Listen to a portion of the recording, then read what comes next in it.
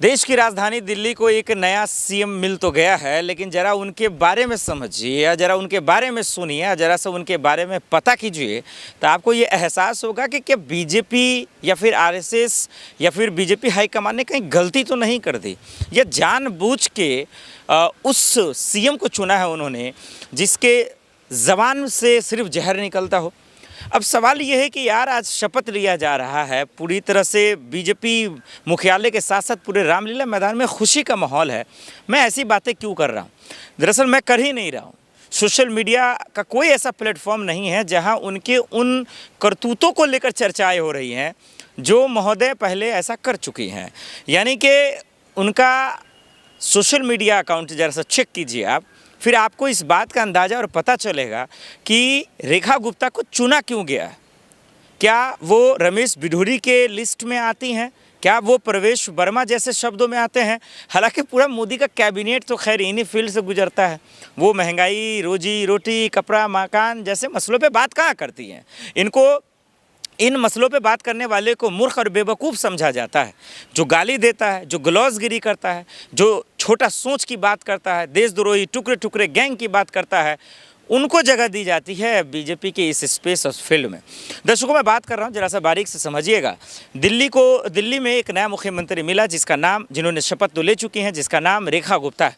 उसके बारे में फॉरएवर न्यूज़ के माध्यम से हम पल पल के अपडेट बता रहे हैं। पहली बार विधायक बनी है, शालीमार बाग से विधायक हैं वो, और पढ़ाई लिखाई भी हमने बताया कि कैसे वो ग्रेजुएट प्रोफेशनल में उन्होंने किया है और 50 साल के आसपास उनकी उम्र है। वो हरियाणा से आती है, जिंद से, लेकिन उसके बाद अपने पिता के जॉब के चक्कर में वो दिल्ली रही और उसके बाद चुनाव लड़ना शुरू कर दी। वो एबीवीपी से जुड़ी भी रही हैं और उसके बाद महिला उपाध्यक्ष भी रही हैं बीजेपी के तौर पर। तो बहुत सारे जो है उनकी उपलब्धियां आपके सामने रखा।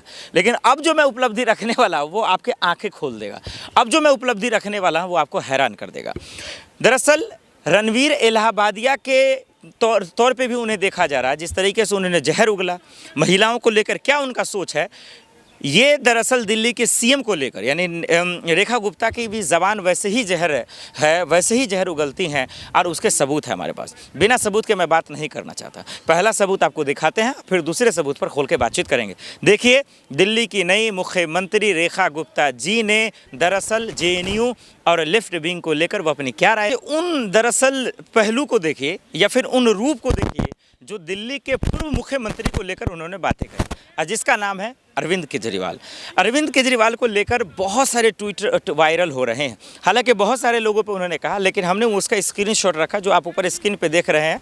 और ज़रा सा देखिए, मैं पढ़ के भी आपको सुना देता हूँ ताकि आपको सबूत के आधार पर लगे कि मैं फर्जीवाड़ा नहीं कर रहा हूं या कुछ भी। नई सीएम बनी है तो मैं क्यों ऐसा बक रहा हूँ। देखिए, सुबह से साक्षी जोशी, अभिसार शर्मा, अजीत अंजुम, तमाम ऐसे पत्रकारों ने भी इसको रिट्वीट किया है, दिखा रहे हैं, वो अपने वीडियो बनाकर भी दिखा रहे हैं। केजरीवाल अपना जन्मदिन कभी नहीं मनाता। ज़रा गौर से समझिएगा, ये रेखा गुप्ता जी कह रही हैं। हालांकि स्क्रीन पे मैंने दिखा दिया, फिर से देखते रहिए। उन्होंने कहा केजरीवाल अपने जन्मदिन कभी नहीं मनाता। इसके साथ साथ कह रहे हैं उन्हें अपनी मां से घटना का वीडियो मांगा था जिसे वो नहीं दे सकी थी। यानी कि ऐसे ट्वीट रेखा गुप्ता जी जब वो सीएम नहीं थी, विधायक नहीं थी, तब जाकर वो ऐसे ट्वीट किया करती थी। दर्शकों, हर सब उम्मीद करता है, दिल्ली की जनता उम्मीद करता है, लोग उम्मीद करते हैं कि आने वाला वक्त अच्छा हो, दिल्ली के भविष्य के लिए लोग अच्छे हों, सीएम अच्छा हो, मुख्यमंत्री अच्छे सोच का हो। लेकिन ट्वीट के आधार पर, बयान के आधार पर हम ये अंदाज़ा लगा सकते हैं कि तमाशा क्या चल रहा है। क्या चल रहा है वो हम इसका अंदाज़ा लगा सकते हैं। रणवीर इलाहाबादिया से लोग भी ट्वीट कर रहे हैं कि रणवीर इलाहाबादिया लेडी आ गई हैं, महिला लेडी के तौर पर, क्योंकि उन्होंने भी अपशब्द दिया, विवादित बयान दिया महिलाओं को लेकर। ये महोदय दरअसल केजरीवाल को लेकर दे रहे हैं। हमारा देश की राजधानी बहुत खूबसूरत है, बहुत कामयाब है। सियासत ऊंच नीच होती रहती है, 19-20 लोग काम करते हैं, लेकिन लोगों को लेकर इसी गंदी मानसिकता। एक सवाल है, लोग कह रहे हैं गाली गलौज टाइप की ये सीएम बना दिया है दिल्ली का, कह रहे हैं इनका सोच ठीक नहीं है, छोटा सोच है, गाली गलौज करती हैं और गालीबाज नेता बना दिया है, गालीबाज सीएम दे दिया गया है। ऐसे सोशल मीडिया पे भदेरे कमेंट आ रहे हैं और रिट्वीट और ट्वीट किए जा रहे हैं। दर्शकों, मैं आपसे सवाल पूछना चाहता हूँ और आपसे समझना चाहता हूँ कि क्या एक अनुराग ठाकुर, प्रवेश वर्मा देश के गृह मंत्री अमित शाह जी हैं, देश के प्रधानमंत्री नरेंद्र मोदी हैं, ये तमाम की ज़बान तो वैसे ही है। ये तमाम अपनी ज़बान से वही उगलते हैं जो उनको वोट देता है, यानी कि जिस पर उनको वोट मिलता है। क्या आप भूल गए जब देश के प्रधानमंत्री नरेंद्र मोदी कपड़ों की बात करते हैं कि कपड़ों से पहचान लेते हैं, लेकिन ठीक जब कपड़े वाले आते हैं वही, तब उनको गले लगाते हैं। वही प्रवेश वर्मा साहब कहते हैं कि अगर केजरीवाल जीत जाएगा तो वो आपके घरों में जाकर बलात्कार करेगा। वही अनुराग ठाकुर कहते हैं कि देश के गद्दारों को गोली मारो, डैश गाली देता है, लेकिन उन पर कार्रवाई नहीं होती। रणवीर इलाहाबादिया को धमकियां दी जाती है, जेल जाने की बात होती है। वही अमित शाह जी कहते हैं ऐसा बटन दबाओ कि शाहीन बाग वाले को करंट लगे। तब चुनाव आयोग का क्या फितरत था हम सब जानते हैं। हमारा सवाल ये नहीं है कि आलोचना करना, हमारा खैर सवाल ही है हमारा पूछना, लेकिन जब ये ट्वीट वायरल होने लगे तब थोड़ा सा मन में ये खटका कि चलिए बीजेपी ने अच्छा फैसला किया, महिलाओं को मौका दिया, क्योंकि भारत में सिर्फ एक महिला मुख्यमंत्री थी, वो थी ममता बनर्जी।